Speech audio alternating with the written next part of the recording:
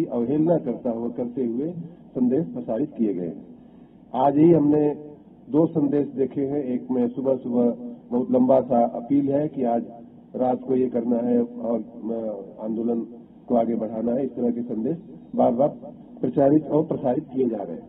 इसका मतलब ये हुआ कि इन संघर्ष समिति के इन नेताओं को जनता की भी नहीं पड़ी है, जनता को तकलीफ हो सकती है या हो रही है उसकी भी नहीं पड़ी है, विद्यार्थियों की परीक्षा का ये समय काल है उसकी भी नहीं पड़ी है, जो हमारी राजस्व की वसूली का ये महीना है उसकी भी चिंता नहीं है, हमारी महत्वपूर्ण योजना आरडीएसएस को धरातल पे लाने की का ये महीना है उसकी भी नहीं पड़ी है।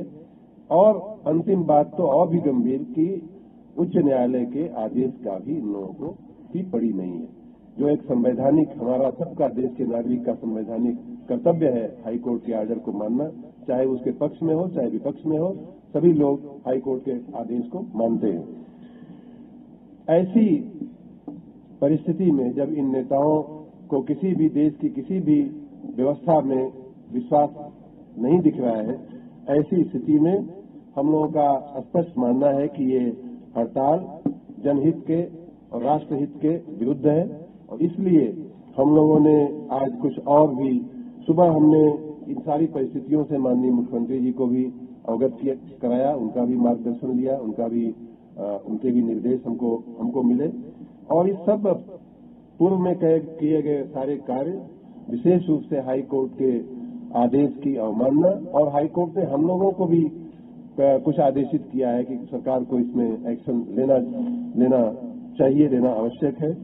इसके दृष्टिगत हम लोगों ने आज निर्णय लिया है कि 22 व्यक्तियों के ऊपर एसेंशियल सर्विसेज मेंटेनेंस एक्ट के तहत एफआईआर होने की प्रक्रिया शुरू कर दी गई है और इस एसेंशियल सर्विसेज मेंटेनेंस एक्ट में एफआईआर के बाद अरेस्ट करने का और 1 साल तक इम्प्रिजनमेंट मतलब जेल में रखने का भी प्रावधान है।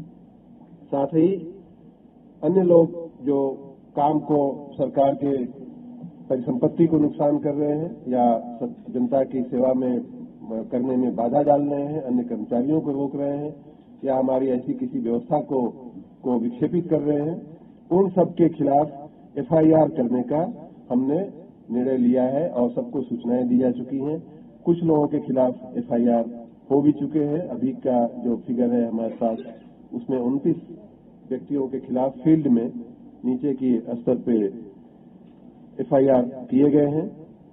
साथ ही जिन नेताओं ने हमने जैसा बताया पीछे के जो सारे बातें जिनकी जिम्मेदारी है, ऐसे नेताओं को चिन्हित करके 22 के खिलाफ जो इस्मा लगाया गया है उनमें से कुछ के खिलाफ हमने सस्पेंशन की भी कार्रवाई की है। बाकी डिटेल आपको थोड़ी देर में अभी मिल जाएंगे कौन कौन लोग हैं। उसी प्रकार से आउटसोर्स 6 लोगों को हमने सस्पेंड किया है और उन्हें लखनऊ से बाहर रखने का भी हमने निर्देश दिया है, उनको अटैच करने का। उसकी कार्रवाई यूपीपीसीएल कर रहा है। साथ ही मैंने पहले भी कहा था और आज फिर कह रहा हूं कि जो संविदा कर्मी हैं जो आउटसोर्सिंग से हमारे विद्युत विभाग में काम कर रहे हैं उनकी नौकरी परमानेंट नहीं मानी जाती है। आज मैं फिर कह रहा हूं और मैं ये बात 3 दिन पहले उनको वार्निंग दे चुका था। उसी कड़ी में बताना चाहूंगा कि 1332 ऐसे संविदा कर्मियों की सेवाएं समाप्त की जा चुकी है, उनको बर्खास्त किया जा चुका है। 1332 लोगों को पिछले 24 घंटे में बर्खास्त कर दिया गया है।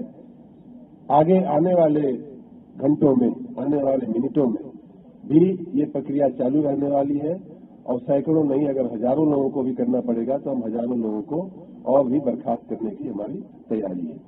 मैं उन सब से निवेदन करता हूं, उनके लिए नहीं बल्कि उनके परिवारों के लिए उनसे निवेदन करता हूं कि नौकरी मिलना कितना कठिन काम है ये अभी आपको शायद अंदाजा नहीं आ रहा है। जब नौकरी चली जाती है तब उसका अंदाजा होता है।